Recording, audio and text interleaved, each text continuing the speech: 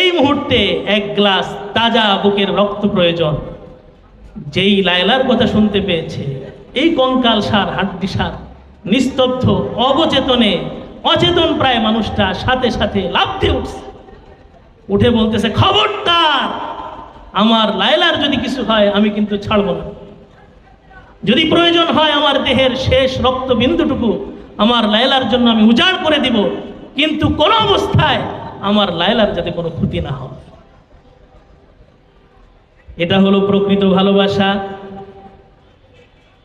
আমরা রসুলকে ভালোবাসি, রসুলকে মহব্বত করি। রসুলের ভালোবাসাটা কেমন হবে, রসুলের মহব্বতটা কোন পর্যায়ের হবে, কতটুকু পরিমাণ রসুলকে ভালোবাসতে হবে, এই বিষয়ে রব্বুল আলামিন কোরআনুল কারীমের মধ্যে সূরা তাওবার 24 নম্বর আয়াতের মধ্যে ইরশাদ করেন, কুল ইন কানা আবাউকুম ওয়া আবনাউকুম ওয়া ইখওয়ানুকুম ওয়া আজওয়াজুকুম ওয়া আশীরাতুকুম ওয়া আমওয়ালুন ইকতারাফতুমুহা ওয়া তিজারাতুন তাখশাউনা কাসাদাহা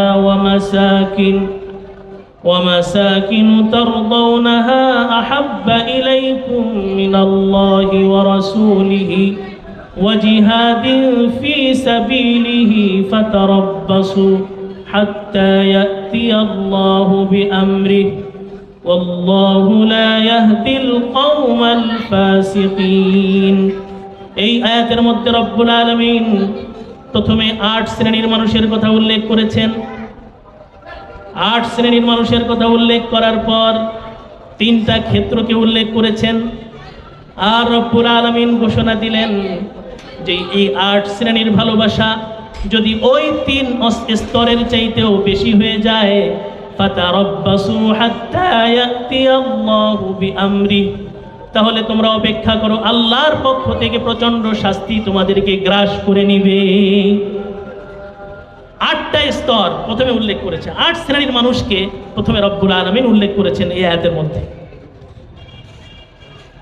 এই 8 স্তরের মানুষের তুলনায় পরবর্তী 3টা ক্ষেত্রকে রব্বুল আলামিন উল্লেখ করে দিয়েছেন যে এই 8 স্তরের তুলনায় ভালোবাসার পরিমাণ যদি ওই 3 ক্ষেত্রে বেশি না হয়, তাহলে তোমাদের জন্য প্রচন্ড শাস্তি, ভয়াবহ আযাব অপেক্ষা করছে। 8টা স্তর কোনটা? কুল ইন কানা আবাউকুম, 1 নম্বর হলো পিতামাতা। যেই পিতামাতার কথা ইতিপূর্বেই বললাম, যাদের ভালোবাসা সন্তানের প্রতি সবচেয়ে বেশি, যাদের অধিকার স্বয়ং আল্লাহ রব্বুল আলামিনের পরেই আল্লাহ রব্বুল আলামিন বলেন, ওয়াকাযা রাব্বুকা আল্লা তা'বুদু ইল্লা ইয়াহু ওয়া বিল ওয়ালিদাইনি ইহসানা। তোমার রবের পক্ষ থেকে চূড়ান্ত সিদ্ধান্ত যে রব্বুল আলামিন ব্যতীত অন্য কাউকে ইবাদত করবে না, আর এর পরেই বাবা মার সাথে ইহসানের মুআমালা করো। পৃথিবীর যত মানুষ আছে, যত রঙের, যত ঢঙের, যত শ্রেণীর মানুষ আছে, সমস্ত মানুষের সাথে আল্লাহ রব্বুল আলামিনের পক্ষ থেকে বিধান হলো তাদের সাথে ইনসাফের মুআমালা করবে, ইনসাফের আচরণ করবে, ন্যায়পরায়ণ আচরণ করবে।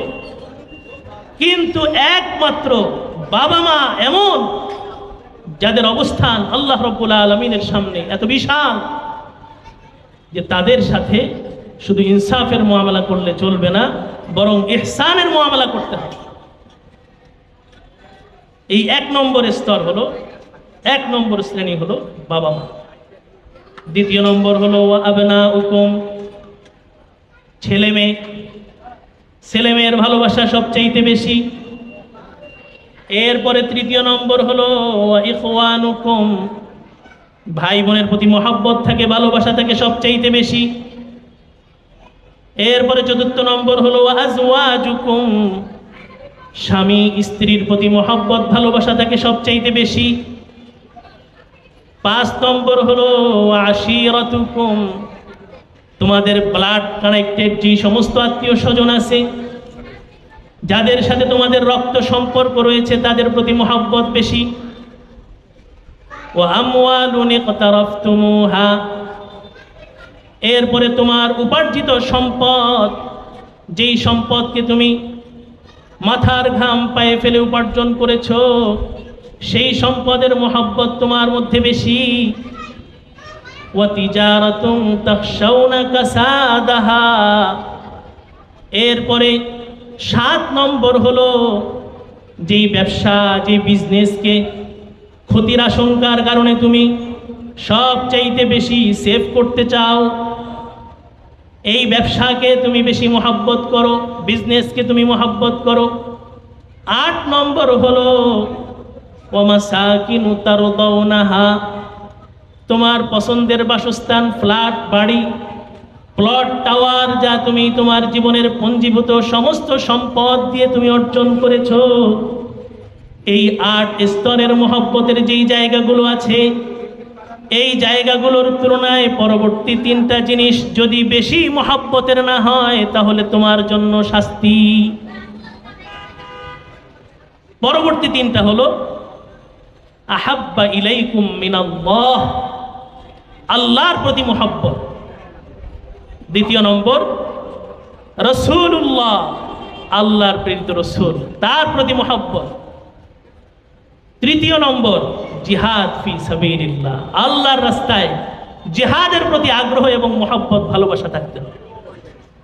এই 3টা জায়গার মধ্য থেকে আমাদের সামনে রাসূলুল্লাহ সাল্লাল্লাহু আলাইহি ওয়াসাল্লামের মহব্বত যদি বেশি না হয়, তাহলে আল্লাহর পক্ষ থেকে প্রচণ্ড শাস্তির সতর্কবাণী, ধমকি দেওয়া হয়েছে। শাস্তি শুধু আখিরাতেই হবে এমনটা নয়, শাস্তির কিছু আভাস, কিছু আলামত এখনই শুরু হয়ে গেছে। আজকে সমাজের মধ্যে শান্তি নাই, ঘরের মধ্যে শান্তি নাই, সন্তান বাবা মার কথা শুনে না, বাবা মা সন্তানের প্রতি সেই রকম দয়ালু নয়, এবং পরিবেশের মধ্যে এমন একটা অস্থির অবস্থা চলতেছে, স্থবির অবস্থা বিদ্যমান, যেখান থেকে উত্তরণের কোনো পথ নাই। এটা দুনিয়ার শাস্তি, দুনিয়ার আযাব। যদি রাসূলের প্রতি মহব্বত এবং ভালোবাসা মৌখিক না হয়ে এটা যদি প্রকৃত ভালোবাসা হয়, যেই ভালোবাসার কারণে মুসলমান তার জীবনকে উৎসর্গ করতে প্রস্তুত হয়, তাহলে এই ভালোবাসার কারণে আল্লাহ রাব্বুল আলামিনের পক্ষ থেকে দুনিয়া এবং আখিরাতের সুখ, শান্তি, সফলতা, সমৃদ্ধি আমাদের কাছে অবশ্যই আসবে। এটা তো কোরআনুল কারীমে আল্লাহ রাব্বুল আলামিন আমাদেরকে রাসূলুল্লাহ সাল্লাল্লাহু আলাইহি ওয়াসাল্লামের প্রতি ভালোবাসাটা কেমন হবে, কোন স্তরে হবে, কি পরিমাণ হবে, সেটা বলে দিলেন। রাসূলুল্লাহ সাল্লাল্লাহু আলাইহি ওয়াসাল্লামের পক্ষ থেকে রাসূলের প্রতি ভালোবাসা কেমন হবে, এই ব্যাপারেও আমরা হাদিসের মধ্যে ঘোষণা পাই।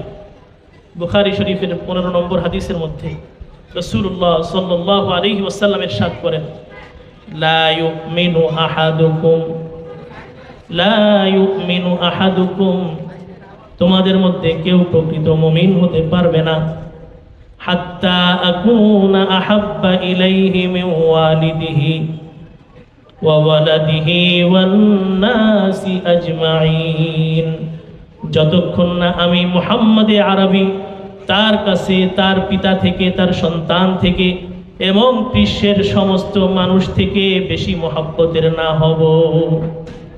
এক কথায় যত রঙের, যত ঢঙের, যত কাছের, যত দূরের যত মানুষ আছে, সব মানুষের তুলনায় যদি মুহাম্মদুর রাসূলুল্লাহ সাল্লাল্লাহু আলাইহি ওয়াসাল্লামের প্রতি মহব্বত এবং ভালোবাসা বেশি না হয়, তাহলে সে প্রকৃত মুমিন হতে পারবে না। এখন আমার প্রতি রাসূলের যে ইহসান, যে অনুগ্রহ, এটা যদি আমি উপলব্ধি করতে পারি যে রাসূলুল্লাহ সাল্লাল্লাহু আলাইহি ওয়াসাল্লাম আমার উপরে কি অনুগ্রহ করেছেন, কি ইহসান করেছেন, মানুষের প্রতি সবচাইতে বড় ইহসান করেছেন যিনি, তিনি হলেন মানুষের সৃষ্টিকর্তা, খালিক, মালিক, রব্বুল আলামিন, আল্লাহ সুবহানাহু ওয়া তাআলা।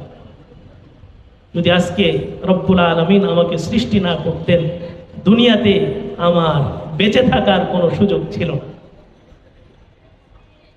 এরপরেই যার ইহসান, যার অনুগ্রহ আমার উপর, আমার পুরো অস্তিত্ব জুড়ে যার অনুগ্রহ, যার ইহসান বিদ্যমান, তিনি হলেন প্যারা নবী মুহাম্মদুর রাসূলুল্লাহ সাল্লাল্লাহু আলাইহি ওয়াসাল্লাম। যার ইহসান, অনুগ্রহ আমার উপর, আমার বাবা মার চাইতেও বেশি। রসুলের প্রতি মোহাব্বত কেমন হওয়া উচিত এর বাস্তব উদাহরণ হলেন সাহাবায়ে কেরাম রিদওয়ানুল্লাহি তাআলা আলাইহিম আজমাইন। সাহাবায়ে কেরাম রিদওয়ানুল্লাহি তাআলা আলাইহিম আজমাইন তাদের জীবন দিয়ে রাসূলুল্লাহ সাল্লাল্লাহু আলাইহি ওয়াসাল্লামকে মোহাব্বত করেছেন, ভালোবেসেছেন এবং সেই ভালোবাসার বহিঃপ্রকাশ ঘটিয়েছেন। রাসূলের প্রতি মোহাব্বত এবং ভালোবাসা শুধু সাহাবায়ে কেরামের মধ্যেই বিদ্যমান ছিল এমনটি নয়। আজকে এই একবিংশ শতাব্দীর শেষ প্রান্তে এসে আমরা বর্তমান বিশ্বে দেখতে পাই রাসূলুল্লাহ সাল্লাল্লাহু আলাইহি ওয়াসাল্লামের আশিকের সংখ্যা শত নয়, হাজার নয়, বরং লক্ষ লক্ষ আশিকে নবী মুহাম্মদুর রাসূলুল্লাহ সাল্লাল্লাহু আলাইহি ওয়াসাল্লামের জন্য জীবন উৎসর্গ করতে প্রস্তুত। যার উত্তম দৃষ্টান্ত হলো শাপলা চত্বরের সেই রক্তাক্ত ইতিহাস। কথা বলেন ঠিক কিনা?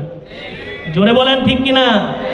এখনো যদি ঘোষণা আসে যে খতমে নবুয়ত রাসূলুল্লাহ সাল্লাল্লাহু আলাইহি ওয়াসাল্লাম আল্লাহর পক্ষ থেকে প্রেরিত শেষ নবী, এই খতমে নবুয়তের শান এবং মানকে হেফাজত করার জন্য যদি উলামায়ে কেরামের পক্ষ থেকে আহ্বান আসে যে রাজপথে রক্ত দিয়ে রাসূলুল্লাহর শান এবং মানকে হেফাজত করতে হবে, তাহলে আল্লাহর নবীর ইজ্জতের হেফাজতের জন্য রক্ত দিতে কারা কারা প্রস্তুত? হাত তুলে দেখান। আল্লাহ পাক রব্বুল আলামিন আমাদেরকে তৌফিক দান করুন। রাসূলুল্লাহর প্রতি ভালোবাসা, মহব্বত শুধুমাত্র জ্বালাময়ী বক্তব্য দিলাম, নারায়ে তাকবীর দিলাম, খুব গরম গরম বক্তব্য দিলাম, এতটুকুতেই সীমাবদ্ধ নয়। আজকে যে সিরাতুন নবী সাল্লাল্লাহু আলাইহি ওয়াসাল্লামের এই মাহফিলের আয়োজন করা হয়েছে, যারা নায়েবে নবী রাসূলুল্লাহ সাল্লাল্লাহু আলাইহি ওয়াসাল্লামের উত্তরসূরি, যাদের পর্যন্ত রাসূলুল্লাহ সাল্লাল্লাহু আলাইহি ওয়াসাল্লামের সূত্র নির্ভরযোগ্য এবং বিশুদ্ধভাবে প্রমাণিত, তাদের পক্ষ থেকে এই আয়োজন শুধুমাত্র এই কারণে নয় যে শুধু মুখে কিছু বলে গেলাম, রাসূলের প্রতি ভালোবাসা মহব্বত প্রকাশ করলাম আর সারা বছর রাসূলুল্লাহ সাল্লাল্লাহু আলাইহি ওয়াসাল্লামের সুন্নতের খিলাফ করলাম, এটাই সিরাতুন নবী সাল্লাল্লাহু আলাইহি ওয়াসাল্লামের মাহফিলের উদ্দেশ্য নয়। এই জন্য এলাকার যুবক ভাইদেরকে আমি আহ্বান করব যে আসুন রাসূলের সুন্নতের আলোকে নিজের জীবনকে গঠন করি। রাসূলুল্লাহ সাল্লাল্লাহু আলাইহি ওয়াসাল্লাম জীবনে কাউকে কষ্ট দেন নাই, জীবনে কখনো কারো উপরে জুলুম করেন নাই, অবিচার করেন নাই, কারো সম্পদকে অন্যায়ভাবে আত্মসাৎ করেন নাই, কোন সম্মানিত ব্যক্তিকে অসম্মান করেন নাই। এমনকি রাসূলুল্লাহ সাল্লাল্লাহু আলাইহি ওয়াসাল্লাম পুরা জীবনে কখনো কোনো অনর্থক কাজ করেন নাই।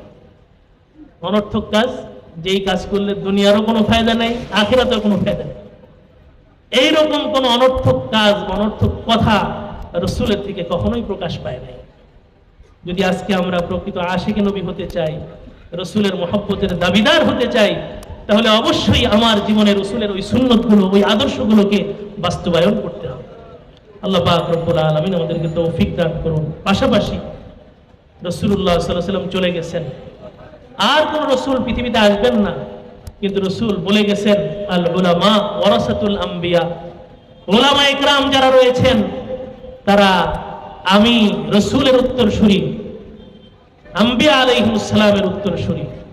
যদি প্রকৃত রাসূলের ভালোবাসা আমাদের মধ্যে আনতে হয়, তাহলে অবশ্যই অনিবার্যভাবে যারা রাসূলের উত্তরসূরি, রাসূলের ওয়ারিস, উলামায়ে কেরামের মহব্বত, তাদের দিক নির্দেশনা, তাদের পথ নির্দেশনাকে আমাদের জীবনের অন্যতম লক্ষ্য এবং টার্গেট বানাতে হবে। আল্লাহ রাব্বুল আলামিন আমাদেরকে তৌফিক দান করুন।